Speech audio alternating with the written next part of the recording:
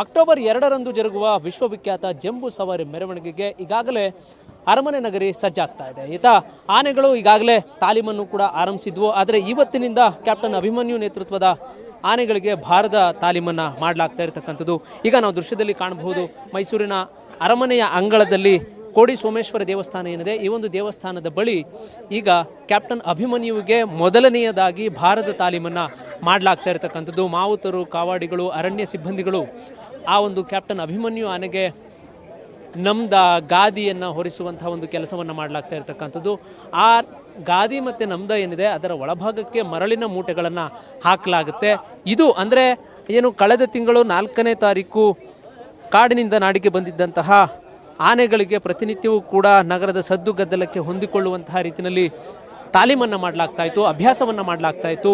ಅದನ್ನು ಮೀರಿ ಈಗ ಒಂದು ಹೆಜ್ಜೆ ಆನೆಗಳಿಗೆ ಭಾರದ ತಾಲೀಮನ್ನು ಮಾಡಲಾಗ್ತಾ ಇರತಕ್ಕಂಥದ್ದು. ಮರಳಿನ ಮೂಟೆಗಳನ್ನು ಹೊರಿಸುವ ಮುಖಾಂತರ ಇವತ್ತಿನಿಂದ ರಾಜಮಾರ್ಗದಲ್ಲಿ ಆನೆಗಳಿಗೆ ಅಭ್ಯಾಸವನ್ನು ಮಾಡಲಾಗುತ್ತೆ. ಯಾಕೆಂತ ಹೇಳಿದರೆ ಅಕ್ಟೋಬರ್ 2ನೇ ತಾರೀಕು ಜಂಬೂ ಸವಾರಿ ಮೆರವಣಿಗೆಯ ಸಂದರ್ಭದಲ್ಲಿ ಸುಮಾರು 750 kgಯಷ್ಟು ಆ ಚಿನ್ನದ ಅಂಬಾರಿಯನ್ನು ಹೊತ್ತು ಇದೇ ಕ್ಯಾಪ್ಟನ್ ಅಭಿಮನ್ಯು ರಾಜಮಾರ್ಗದಲ್ಲಿ ಸಾಕ್ತಾನೆ. ಹೀಗಾಗಿ ಭಾರದ ತಾಲೀಮನ್ನು ಮಾಡಲಾಗ್ತಾ ಇರತಕ್ಕಂಥದ್ದು. ನಾವು ಮೇಲ್ಭಾಗದಲ್ಲಿ ಕಾಣಬಹುದು, ಮಾವುತರು, ಕಾವಾಡಿಗಳು, ಅರಣ್ಯ ಸಿಬ್ಬಂದಿಗಳೇನಿದ್ದಾರೆ ಇವರೆಲ್ಲರೂ ಕೂಡ ಆ ಒಂದು ಕ್ಯಾಪ್ಟನ್ ಅಭಿಮನ್ಯು ಆನೆಗೆ ಭಾರವನ್ನು ಹೊರಿಸುವಂತಹ ಒಂದು ಕಾರ್ಯದಲ್ಲಿ ತೊಡಗಿರ್ತಕ್ಕಂಥದ್ದನ್ನು ನಾವು ಕಾಣಬಹುದು. ಸುಮಾರು ಇಲ್ಲಿಂದ 5 ಕಿಲೋಮೀಟರ್ವರೆಗೆ ಅಂದರೆ ಅರಮನೆಯ ಅಂಗಳದಿಂದ ಬನ್ನಿ ಮಂಟಪದವರೆಗೆ ಈ ಆನೆಗಳು ಸಾಕ್ತವೆ. ಸುಮಾರು ಏನು ಕ್ಯಾಪ್ಟನ್ ಅಭಿಮನ್ಯು ನೇತೃತ್ವದ 14 ಆನೆಗಳು ಈ ಬಾರಿಯ ದಸರಾದಲ್ಲಿ ಭಾಗಿಯಾಗ್ತಾ ಇರತಕ್ಕಂಥದ್ದು. ಹೀಗಾಗಿ ಆನೆಗಳಿಗೆ ಭಾರ ಹೊರಿಸುವಂತಹ ಒಂದು ಕೆಲಸವನ್ನು ಮಾಡಲಾಗ್ತಾ ಇರತಕ್ಕಂಥದ್ದು.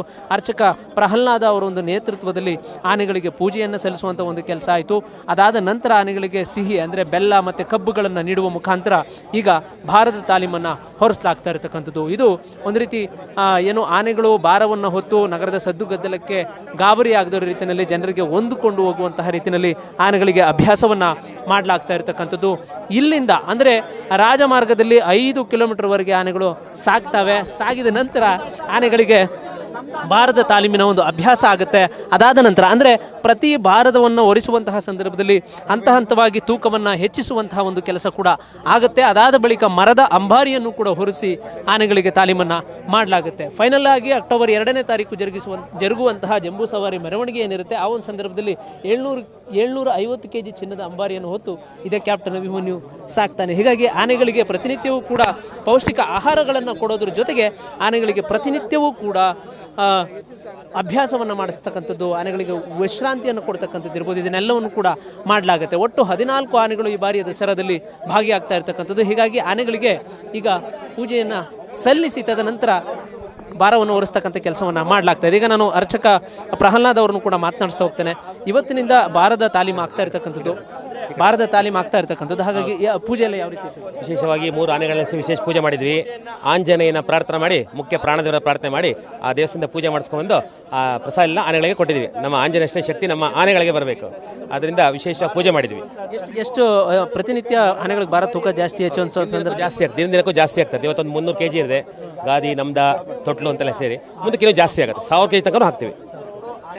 ಇದು ಪ್ರಹ್ಲಾದ್ ಅವರ ಮಾತುಗಳಾಗಿರ್ತಕ್ಕಂಥದ್ದು. ಮುಖ್ಯವಾಗಿ ಕ್ಯಾಪ್ಟನ್ ಅಭಿಮನ್ಯು ಆನೆಗೆ ಇವತ್ತು ಮೊದಲಿಗೆ 300 kgವರೆಗೂ ಕೂಡ ನಮ್ದ, ಗಾದಿ ಜೊತೆಗೆ ಮರಳಿನ ಮೂಟೆಯ ಒಂದು ತೂಕ ಇರುತ್ತೆ. ತದನಂತರ ಹಗ್ಗವನ್ನು ಕಟ್ಟಿ ಎಲ್ಲಿಯೂ ಕೂಡ ಅಲುಗಾಡದೇ ರೀತಿಯಲ್ಲಿ ಒಂದು ಸಿದ್ಧತೆಯನ್ನು ಮಾಡಿಕೊಳ್ಳಾಗುತ್ತೆ. ತದನಂತರ ಆನೆಗಳು ಭಾರವನ್ನು ಹೊತ್ತು ತಮ್ಮ ರಾಜಮಾರ್ಗ ಏನಿರುತ್ತೆ ಆ ಒಂದು ರಾಜಮಾರ್ಗದಲ್ಲಿ ಸಾಗಿ ತಮ್ಮ ಅಭ್ಯಾಸವನ್ನು ಮಾಡಲಿದ್ದಾವೆ. ಹೀಗಾಗಿ ನಾವು ಗಮನಿಸ್ಬೋದು ಮೇಲ್ಭಾಗದಲ್ಲಿ ಅಂದರೆ ಮಾವುತ ವಸಂತ ಏನಿದ್ದಾರೆ, ಅಭಿಮನ್ಯು ಆನೆಯನ್ನು ಮುನ್ನಡೆಸುವಂತಹ ವಸಂತ ಏನಿದ್ದಾರೆ ಅವರ ಒಂದು ನೇತೃತ್ವದಲ್ಲಿ ಆ ಒಂದು ಅಭಿಮನ್ಯು ಆನೆಗೆ ತೂಕವನ್ನು ಹಾಕ್ತಕ್ಕಂಥ ಒಂದು ಕೆಲಸ ಆಗ್ತಾ ಇರತಕ್ಕಂಥದ್ದು ನಾವು ಗಮನಿಸ್ಬೋದು. ನಮ್ದ, ಗಾದಿ ಇದೆಲ್ಲದೂ ಸೇರಿದಂತೆ ಮರಳು ಮೂಟೆಯು ಸೇರಿದಂತೆ ಒಟ್ಟು 300 kgಯಷ್ಟು ಇವತ್ತಿನ ತೂಕ ಇರುತ್ತೆ. ತದನಂತರ ಅದು ಹಂತ ಹಂತವಾಗಿ ಜಾಸ್ತಿ ಆಗ್ತಾ ಹೋಗುತ್ತೆ.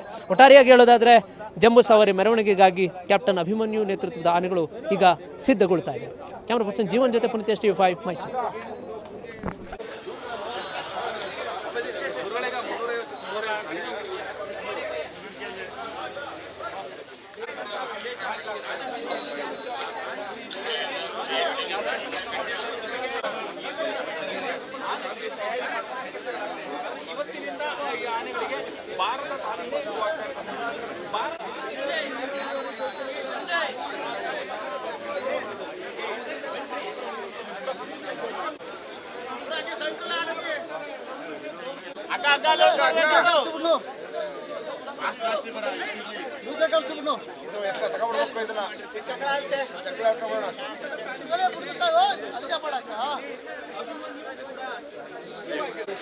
ಈ ರೀತಿಯಾದಂಥ ಹಂತ-ಹಂತವಾದ ತಾಲೀಮನ್ನ ಮಾಡಲಾಗುತ್ತೆ.